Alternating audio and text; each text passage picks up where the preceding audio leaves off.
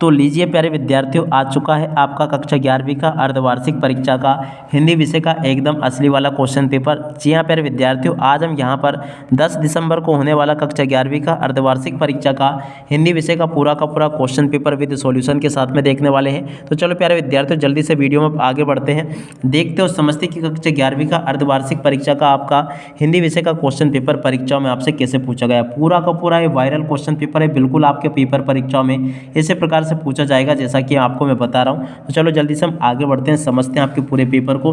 तो देखिएगा, कक्षा 11वीं का अर्धवार्षिक परीक्षा का पूरा पेपर है जिसका कि आज हम यहां से सॉल्यूशन देखेंगे। तो देखिएगा, पेपर इस प्रकार का होगा, आप सब लोग पढ़ लें इसको और पूरा का पूरा पेपर को समझ भी लें। अब चलो जल्दी से हम आगे बढ़ते हैं, आपके पेपर को देखते हैं और इसके पूरे सॉल्यूशन को भी समझते हैं। तो देखिएगा प्यारे विद्यार्थियों, ये रहा आपका पूरा पेपर, आप लोग देख लें और पूरा का पूरा समझ लें। पहला क्वेश्चन, लता मंगेशकर जी के पिताजी का नाम था, तो देखो दीनानाथ मंगेशकर था। प्रेमचंद जी का मूल नाम था, तो देखो धनपत राय। मीरा की आराध्य प्रभु है, तो देखो श्री कृष्ण है। अगला क्वेश्चन, अलोपीदीन कथा का पात्र है, तो देखो नमक का दरोगा कथा का पात्र है, इसका राइट आंसर ये आ जाएगा। आचार्य प्रसाद द्विवेदी ने वाणी का डिटेक्टर किसे कहा है, तो देखो कबीरदास को कहा है। राजस्थान की रजत बूंदी अध्याय में किसके निर्माण पर व्याख्या प्रस्तुत की गई है, तो देखिएगा कोई के निर्माण पर व्याख्या प्रस्तुत की गई है। अगला क्वेश्चन देखते हैं, रिक्त स्थानों की पूर्ति कीजिए। जी हाँ प्यारे विद्यार्थियों, यहाँ से आपको रिक्त स्थानों की पूर्ति करनी है। पहला क्वेश्चन, मियां नसरुद्दीन तरह की रोटियां बनाने के लिए प्रसिद्ध थे, कितने प्रकार की, 56 प्रकार की। मन्नू भंडारी द्वारा रचित पटकथा एक बहुचर्चित है, क्या है, टीवी धारावाहिक। भारतीय गायिकाओं में बेजोड़ गायिका कहा जाता है लता मंगेशकर को। अर्थ की दृष्टि से वाक्य के भेद है, तो देखो 8 भेद है। अगला क्वेश्चन, काव्य की शोभा बढ़ाने वाले तत्व कहलाते हैं, क्या कहलाते हैं, अलंकार कहलाते हैं। अगला क्वेश्चन, भारत में पहली मूक फिल्म बनाने का श्रेय को जाता है, किसको जाता है, दादा साहेब फाल्के को। और अगला क्वेश्चन, जिसके समान कोई दूसरा ना हो कहलाता है, तो देखो इसको कहते हैं अद्वितीय। तो यहाँ से आप सब लोग इन क्वेश्चन के आंसर को देख लो, ये सभी के सभी क्वेश्चन और उनके आंसर मैंने बता दिए। उसके बाद में देखो प्यारे विद्यार्थियों, यहाँ से जोड़ी को देख लो। जोड़ी मिलाना आपके पेपर में किस प्रकार से पूछा गया। राजस्थान के रजत बूंदे अनुपम मिश्र से, जनसंचार का माध्यम इंटरनेट से, एक साहित्यिक की डायरी संपादन से, वे आके इसकी जोड़ी सुमित्रानंदन पंत से, वाक्य के प्रकार विधिवाचक, पुनरुक्ति प्रकाश की जोड़ी धीरे धीरे से मिल जाएगी। ठीक है, तो यहाँ से आप लोग इसको देख लें और पूरा का पूरा समझ लीजिएगा। ये सभी के सभी क्वेश्चंस और उन क्वेश्चन के उत्तर मैंने आपको बता दिए हैं। अब चलो इसके बाद हम आगे बढ़ते हैं, आगे के आपके पेपर को और उसके सॉल्यूशन को देखते हैं। तो देखिएगा प्यारे विद्यार्थियों, यहाँ पर आपसे क्वेश्चन पूछे गए हैं, आप सब लोग इन क्वेश्चन के आंसर को देख लीजिएगा। क्वेश्चन ये लिखा है, सत्य असत्य बताइए। अब चलो सत्य असत्य को देख लेते हैं। तो देखो पहला क्वेश्चन, स्पीति हिमाचल प्रदेश के लाहौल स्पीति जिले की तहसील है, तो देखो बिल्कुल सत्य होगा। बीजक सूरदास जी की रचना असत्य हो जाएगा। सुमित्रानंदन पंत छायावाद की महत्वपूर्ण स्तंभ है, तो देखो ये भी सत्य होगा। भारत में टेलीविजन की शुरुआत 15 सितंबर 1959 को हुई, तो देखो ये भी सत्य होगा। मंदाकिनी भागीरथी, मंदाकिनी, सुरसारी इत्यादि शब्द गंगा के पर्यायवाची, तो देखो ये भी आपका सत्य हो जाएगा। ठीक है, उसके बाद में देखो अगला क्वेश्चन, अश्रु शब्द का तद्भव आँख है, तो देखो ये भी आपका सत्य होगा।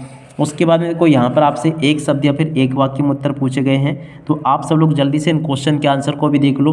पहला क्वेश्चन पढ़ते हैं, पालर पानी और पातल पानी के बीच पानी का तीसरा रूप कौन सा, तो देखो रेजाड़ी पानी। चंद कितने प्रकार के होते हैं, 2 प्रकार के। रस कितने अंग है, तो देखो 4 अंग होंगे। जनसंचार के कोई 3 माध्यम लिखी है, तो देखो रेडियो, टीवी और समाचार पत्र जनसंचार के 3 माध्यम है। मेरे तो गिरधर गोपाल पंक्ति किस कवित्री की है, तो देखो मीराबाई की है। गलता लोहा गद्य की कौन सी विधा है, तो देखो कहानी है। दोहा में कुल कितनी मात्राएं होती है, तो देखो 24 मात्राएं होती है। देख सकते हो प्यारे विद्यार्थियों, यहाँ तक के सभी क्वेश्चन और उनके आंसर मैंने आपको बता दिए। अब बाकी के जो क्वेश्चन पूछे गए ना, चलो मैं आपको इन क्वेश्चन के आंसर बता देता हूँ। पहला क्वेश्चन, मीरा कृष्ण की उपासना किस रूप में करती है, ये आपको बताना है। तो देखिएगा प्यारे विद्यार्थी, इस क्वेश्चन का आंसर ये लिखा है, आप सब लोग इसको देख लें और पूरा का पूरा नोट कर लें कि मीरा कृष्ण की उपासना किस रूप में करती है और वह रूप कैसा है। ठीक है, अब अगला क्वेश्चन पूछा गया, देख सकते हो प्यारे विद्यार्थियों, यहाँ पर सूर्योदय के लिए किस तरह के बिंबों का प्रयोग किया गया है। या फिर प्यारे विद्यार्थियों, आप लोग इन क्वेश्चन के आंसर को लिख सकते हो। यहाँ से देख सकते हो, भक्ति काल की 2 विशेषताएं पूछी गई है। या आदिकाल या धनराम मोहन को अपना प्रतिद्वंदी क्यों नहीं मानता था, तो देखिएगा ये वाला क्वेश्चन तो ये यहीं पर मिल गया था, चलो मैं आपको बता देता हूँ। तो देखो ये वाला क्वेश्चन का आंसर देख लीजिएगा, धनराम मोहन को अपना प्रतिद्वंदी क्यों नहीं मानता था। इस वाले क्वेश्चन का आंसर को यहाँ से देख ले आप सब लोग। देखिएगा ये पूरा का पूरा मैंने बता दिया आपको। और अभी देखिएगा आदिकाल भक्तिकाल वाला क्वेश्चन रह गया था अपना। चलो हम आगे बढ़ते हैं और देखते हैं इस वाले क्वेश्चन का उत्तर। देखिएगा क्वेश्चन ऊपर नीचे हुए, बाकी क्वेश्चन के आंसर पूरे बताऊंगा मैं आपको, ठीक है ना। तो ये वाला क्वेश्चन का आंसर भी आपका हो गया। कहानी के तत्व बताने हैं और लता जी की गायकी की विशेषताओं को भी बताना है। देखिएगा प्यारे विद्यार्थियों, सभी के सभी क्वेश्चन के उत्तर मैं आपको यहाँ से बता रहा हूँ। आप सब लोगों से रिक्वेस्ट है कि आप सब लोग इस वीडियो को पूरा ध्यान से देखकर जाइएगा। और देखिएगा भक्ति काल की 2 विशेषताएं पूछी गई है। देखो भक्ति काल की विशेषताओं को यहाँ से देखकर लिख दो। ये लिखी भक्ति काल की विशेषताएं। अब अगला क्वेश्चन पढ़ते हैं आगे क्या लिखा है। देखिएगा कहानी के तत्वों के नाम लिखने हैं। तो देखिएगा ये तो आप स्वयं लिख लेना, कथा वस्तु, कथोपकथन, गीत, देश काल और वातावरण, पात्र और चरित्र चित्रण, ठीक है ना। ये कहानी के तत्व हैं। लता जी के गायन की विशेषता चलो मैं आपको बोलकर ही बता देता हूँ। तो देखिएगा लता जी के गायन में कोमलता है और लता जी की आवाज़ मधुर है, ये इसकी 2 विशेषताएं होंगी, ठीक है।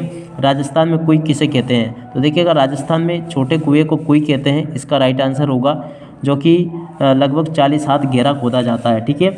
जनसंचार माध्यम किसे कहते हैं ये आपको बताना है। चलो प्यारे विद्यार्थियों, इन क्वेश्चन के आंसर मैं आपको बताता हूँ।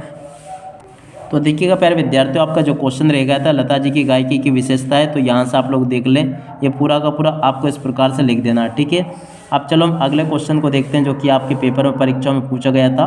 तो देखिएगा यहाँ पर क्वेश्चन ऊपर नीचे हुए, बाकी के क्वेश्चन बिल्कुल आपको उसी प्रकार से बताऊंगा। छंद की परिभाषा आपको बतानी है। तो चलो जल्दी से हम आगे बढ़ते हैं और छंद की परिभाषा को देखते हैं। और उसके बाद में अथवा में पूछा गया अलंकार कितने प्रकार के होते हैं। तो देखिएगा यहाँ पर आपको लिख देना है, अलंकार 3 प्रकार के होते हैं, शब्द अलंकार, अर्थ अलंकार और उभय अलंकार, ठीक है। वाक्य को शुद्ध करके लिखना, जैसे गीता सबसे श्रेष्ठतम ग्रंथ है, तो ये हो जाएगा आपका गीता श्रेष्ठतम ग्रंथ है, ठीक है ना। मेरे को आपकी परीक्षा लेनी है, मुझे आपकी परीक्षा लेनी है, ये शुद्ध हो जाएगा, ठीक है। इसके बाद में देखो क्वेश्चन पूछा गया शब्द शक्ति कितने प्रकार की होती है, उदाहरण से समझाइए। तो देखिएगा शब्द शक्ति 3 प्रकार की होती है, आमिदा, लक्षणा और व्यंजना। उसके बाद में देखो निर्देशानुसार वाक्य को परिवर्तित करना, जैसे कि इसको निषेधवाचक बनाना है। तो देखो सचिन आज मथुरा जाएगा, तो इसमें आपको निषेधवाचक में हो जाएगा, नहीं जाएगा, ठीक है ना। दरवाजे पर शायद कोई आया है, प्रश्नवाचक बनाना, तो देखो इसमें क्या लगा देंगे, क्या दरवाजे पर कोई आया है, ये इसका प्रश्नवाचक हो जाएगा।